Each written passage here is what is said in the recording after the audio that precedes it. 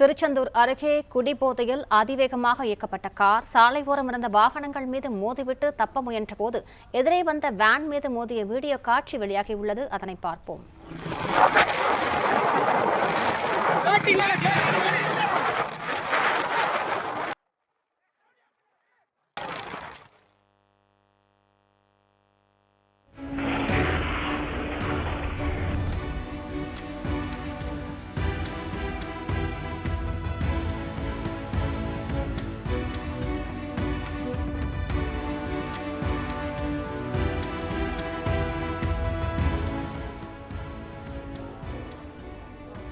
கூடுதல் விவரங்களை செய்தியாளர் ஆனந்திடம் கேட்கலாம். ஆனந்த், வணக்கம். இந்த விபத்தால் எவ்வளவு பேருக்கு காயங்கள் ஏற்பட்டன? விவரங்களை பதிவு பண்ணுங்க. வணக்கம். காஞ்சிபுரம் மாவட்டம் நாயக்கன்பேட்டையை சேர்ந்தவர் வினோத் கண்ணன்.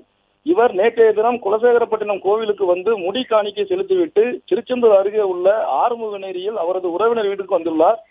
இரவு 9 மணி அளவில் அதே ஊரை சேர்ந்த லட்சுமணன் மற்றும் சுதாகருடன் சேர்ந்து மூவரும் காரில் குறும்பூர் நோக்கி வந்துள்ளனர். லட்சுமணன் என்பவர் காரை ஓட்டியுள்ளார். ஆறுமுகநேரியை தாண்டியதும் கார் ஒரு அரசு பேருந்து மீதும் இருசக்கர வாகனங்கள் மீதும் உரசும்படி மின்னல் வேகத்தில் சென்றுள்ளது. மேலும் டீ கடை அருகே நின்று கொண்டிருந்த இருசக்கர வாகனங்களையும் இடித்துவிட்டு நிற்காமல் சென்றுள்ளது. இதையடுத்து அங்கு நின்ற இளைஞர்கள் அந்த காரை விரட்டி பிடிக்க முயன்றுள்ளனர். அப்போது கார் சாலையின் இருபுறமும் மாறி மாறி சென்றுள்ளது.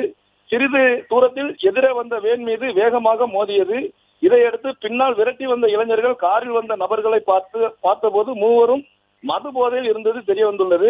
மேலும் காரின் முன்பக்கத்தில் ஓட்டுநருக்கு அருகே அமர்ந்திருந்த வினோத் கண்ணன் சம்பவ இடத்திலேயே உயிரிழந்துள்ளார்.